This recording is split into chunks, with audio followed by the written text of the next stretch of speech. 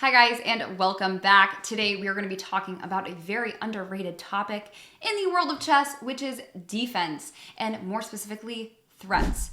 We are going to look at how to identify threats from your opponent, how to respond to those threats, and certain positional cues that should lead you to believe there might be threats from your opponent, and that it makes sense to take some extra time and make sure you are safe. So with that, let's jump right into it. Now, in a perfect world, before every move, you should verify that your opponent is not threatening anything. I acknowledge that this in practice is a little bit more challenging, especially in quicker time controls where you just don't have time before every single move to orient yourself with a position and make sure everything is dandy and fine. So there are certain things in a position that should cue you to the fact that there might be some danger and that you should take some extra time to make sure you are safe. Those things are pieces of your opponents on your side of the board, open lines in front of your opponent's long-range pieces that are looking to your position, and targets. Now, if you did not see my video on attacking targets, I will link that up here. You should definitely check it out. There are 3 targets that, if present in your position, lead the way to tactics. Whenever these things are present, either in your position or your opponent's, it should cue you to the fact that tactics might be available. Those targets are a vulnerable king, undefended pieces, and mating threats. So if any of those exist in your position, the piece activity on your side of the board or open lines looking at your position, any of those things should cue you to the fact there may be some threats, and you should take the time to make sure that you are safe before you continue with your plan. So that is how you can identify threats. Now, what do you do to defend against them? Once you have identified a potential threat from your opponent, there is a handy acronym you can use to determine the best way to defend against it. Your options to defend are protect, capture, move away, interpose, or counterattack. And the acronym you can use to remember that is PC Mike. Okay? So we know when to take the time to look for threats. We know how to respond to them. Now let's go to the board and look at some puzzles. Okay, we have our first position here. It is black to move. See if you can figure out what white is threatening here and how to defend against it. Now, if we orient ourselves with this position, we see there are some vulnerabilities in black's position. For one, our back rank looks a little scary. Our king doesn't have an escape square, especially with this rook being on our side of the board. We should double check that we're not about to get checkmated. We can look at this rook a8 move and ask ourselves, are we going to be alive if this move is played? And as it turns out, yes, we will be fine because we can play bishop e8, blocking this check, and we are okay. But what else is going on? There is another vulnerability. This bishop on d7 is pinned to our queen on e7. What do we do to pinned pieces? We add additional attackers to them. So this bishop currently cannot move because it would be exposing our queen to an attack. This piece is stuck here, and white can simply play rook d1, adding an additional attacker to this pinned piece. We are not going to be able to defend it, therefore we are going to be losing this bishop. So we know what white's threat is. How do we defend against it? Now, we might look at this queen d6 move and say we can defend against this square. We're also ending this pin. That looks okay, except we have overlooked one thing, which is now this rook a8 move cannot be defended and we will be losing the game. So that option doesn't work. But what we can do instead is we can play queen e8, ending the pin, but still protecting this bishop. And now if white wants to continue with their plan of playing rook d1, we can simply move the bishop out of the way and we are going to be okay. All right, another position here. It is black to move. See if you can figure out what white is threatening and how to defend against it. So we might notice that these dark squares around our king are very weak. And on top of that, white has 2 pieces on our side of the board taking advantage of these weaknesses. We should ask ourselves what our opponent's next move is going to be. In this case, we can see that white wants to play queen f6, queen g7, checkmate. So we might first look at this bishop d8 move. We're attacking the queen, we're preventing the queen from going to f6, but we always need to ask ourselves, did we consider the best response of our opponent, and what is white going to do in this case? Well, they actually have a great response, which is queen e5. They're still threatening to come to this g7 square. And on top of that, they're taking advantage of the fact that this bishop now interferes with the rook's defense of this back rank. So it's a double attack. They're threatening mate both on e8 as well as here on g7. We're not going to be able to defend them both.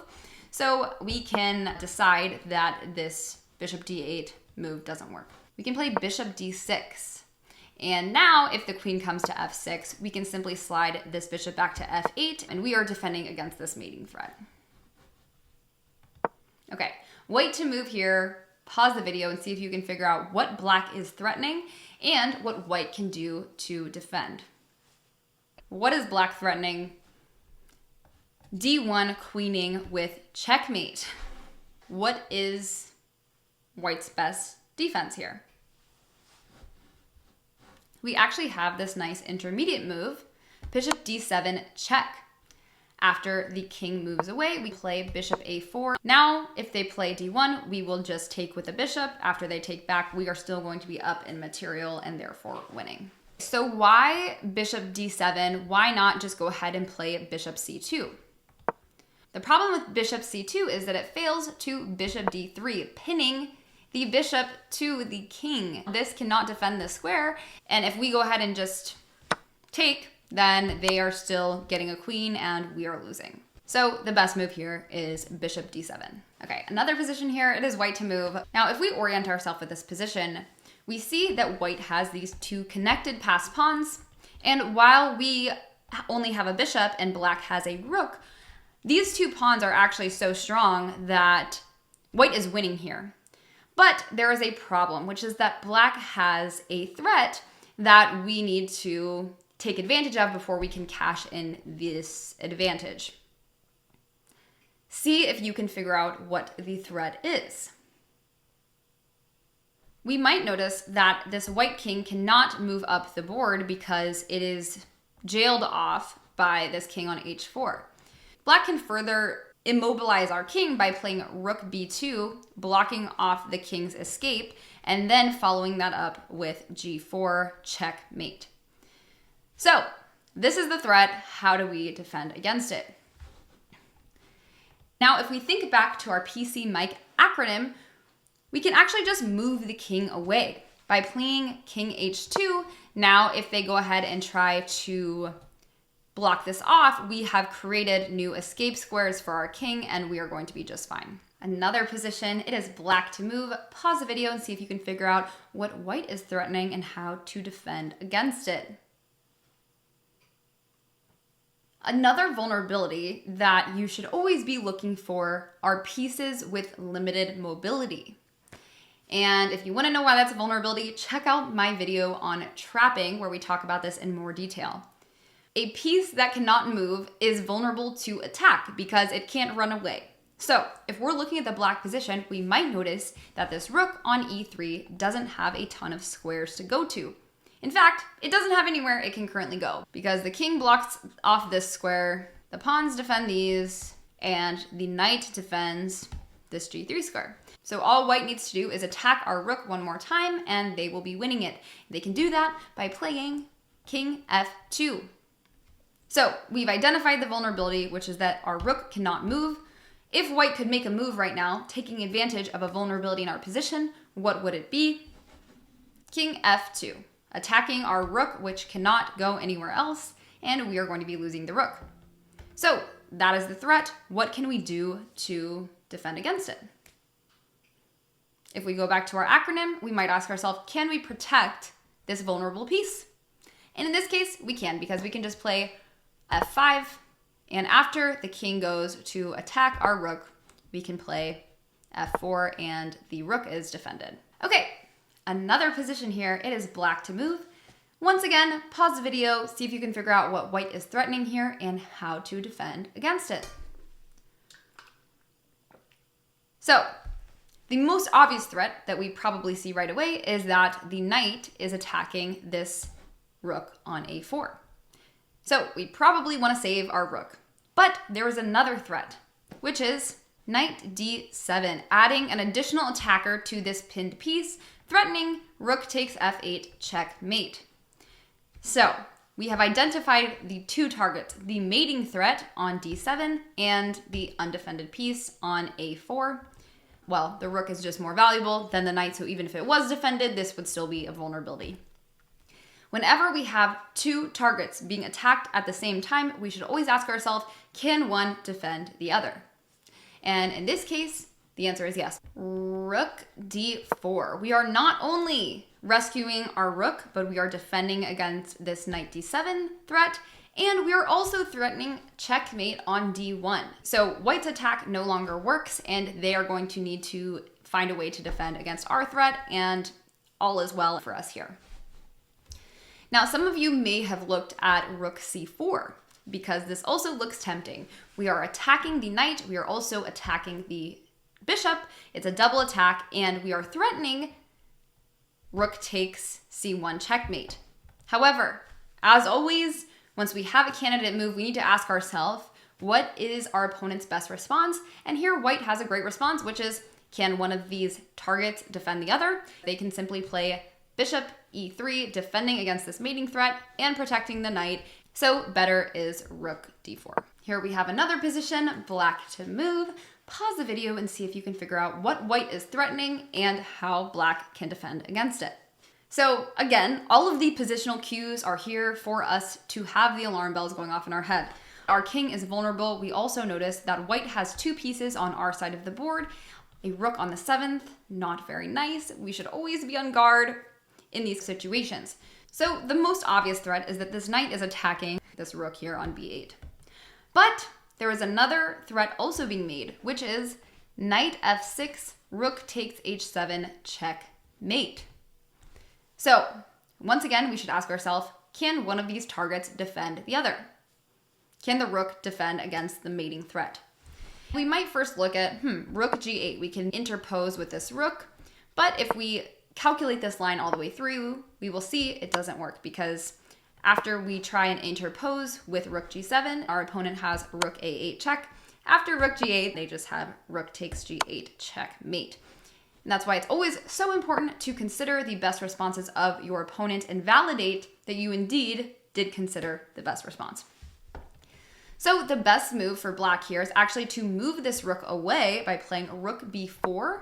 And after the knight comes to f6, we can play rook h4, defending against this threat. We have moved one of the targets away while protecting the other. All right, another position, black to move.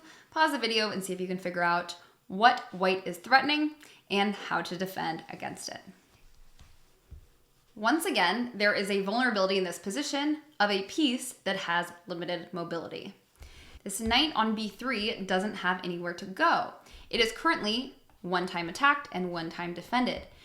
So we can treat this as an undefended piece because there are equal numbers of attackers and defenders, and all white needs to do is add an additional attacker, which they can do by playing rook b1, threatening to win two minor pieces for a rook. So how do we defend against it? We can play c5, and if white continues with their plan, rook b1, we can add another defender to this knight by playing c4, and now the knight is adequately defended. Okay, another position, black to move. Pause the video and see if you can figure out what white is threatening and how black can defend against it. Several things should cue us to the fact that there is danger in this position. We have a weak king. All of these dark squares around the king are weak. We also see that white has two long-range pieces with open lines looking to our side of the board. And they have this white queen over on our side of the board as well. You can see that this white queen and this rook are teaming up on this d8 square, which if white can play successfully is going to be checkmate. So the threat is rook d8, and after rook takes, queen takes d8, checkmate. But they also have another threat, which is a little less obvious. If white plays rook f1, they are pinning the queen to this f7 square, which would be checkmate. So black is going to end up losing a queen if they go ahead and play this move, or they're going to end up losing the game to rook d8. So that's why it's important to identify both of these threats, because if we go ahead and say, well, we can just play b6, and now all of a sudden this bishop can defend this d8 square, then we are going to lose to rook f1. The best move for black here is bishop d2. We are interfering with this rook's vision of this d8 square. So now it's defended by the rook, and this bishop is defended by the queen. This rook can no longer come down to this d8 square, so we have effectively removed an attacker of the square. All right, another position, black to move. See if you can figure out what white is threatening and how to defend against it. So there are quite a few cues in this position that we might be in danger. For one, our king is not safe. There are no pawns around our king defending it anymore. He is open to attack. On top of that, we have 1, 2, 3 of white's pieces on our side of the board, along with this long range piece, which is the rook, looking down this open file towards our position. But what is the explicit threat from white? So white actually has a beautiful combination here where they can sacrifice the queen on g7, the bishop takes back. Now notice the bishop is further blocking in this king. This square is no longer available to it. This pawn defends this g8 square, so the king currently has nowhere to go. So all white needs to do at this point is play knight g6, checkmate. So that is the threat. Queen g7, bishop takes, knight g6. How do we defend against it? Bishop g5. We are interfering with this rook's vision of this queen. So the queen can no longer be sacrificed on g7 because we'll just take with the king and the threat is no longer there. Now, similar idea, but this one actually doesn't work, but you might have considered it. Knight g5. Now, the reason that the bishop move works is because it still defends this h6 square. We can't play knight g5 because now the queen can simply take on h6. This is check, and after we interpose with the knight, they have, again, knight g6, checkmate. Okay. Another position, black to move. Pause the video and see if you can figure out what white is threatening and the best defense for black. So, our king is not safe. It's not only in the middle of the board, but white has both their queen and knight over here, and their bishop also has this open line looking to our side of the board. Again, danger cues should be going off. We should be asking ourselves what white is threatening here. Do you see it? Obviously, this knight is attacking our rook here on a8. But there's another threat. Knight takes e6 after we recapture with the f-pawn. Now, the bishop and the queen are coordinating to attack this g7 square. After the knight is sacrificed, they can play bishop takes g7, and this is checkmate. So, we see the two targets. What is white's best response here? We cannot use the rook to defend against this knight sacrifice. Black's best move is knight f6, interfering with the bishop's vision of this g7 square. Now, it still looks at this point like we're going to lose a rook, but if we play this line out, we can see that after bishop takes, g takes, knight takes the rook, we can play queen e5, and we are now having counterattacking chances threatening white's rook. After the rook moves, we can play bishop takes e4, have a double attack against this pawn here on c2, as well as threatening to win white's rook with a discovery against the king. So yes, while we lost a rook and it seems like our pawns are maybe not the best, we have gotten compensation. All right, so those are threats, how to identify them, cues that should get you looking for them, and how to defend against them. I hope this video was helpful for you. If it was, please go ahead and give it a thumbs up and subscribe to the channel to follow me on my journey of chess improvement, and we can work on getting better at the game of chess together. Thank you guys so much for watching, and I will see you in the next video.